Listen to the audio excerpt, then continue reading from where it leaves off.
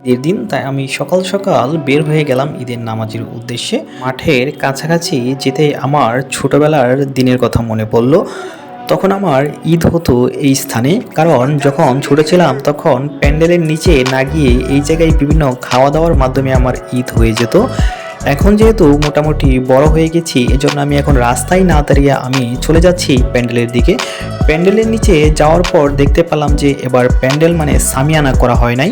গিয়ে আমরা শুনতে পারলাম যে রাজনীতি কোলাহলের কারণে এই সামিয়ানার ব্যবস্থা করা হয়নি। তবে বিষয়টা শোনার পর আমার খুবই খারাপ লাগলো। আমরা যদি আগে বিষয়টা জানতে পারতাম তাহলে আমরা প্যান্ডেলের ব্যবস্থা করে ফেলতাম।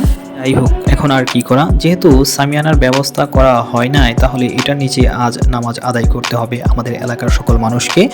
আমি যেহেতু দ্রুত নামাজে গিয়েছিলাম এজন্য লোক সংখ্যা তখন কম ছিল, কিন্তু ধীরে ধীরে লোক সংখ্যা বাড়তে থাকলো। ঈদে নামাজ শেষ করে যখন বাসায় আসছিলাম তখন কিছু লোক থাকে যারা আপনার এই ঈদের দিনেও মোটরসাইকেল অথবা গাড়ি নিয়ে যায়, তাদেরকে দেখে আমার খুবই রাগ হচ্ছিল।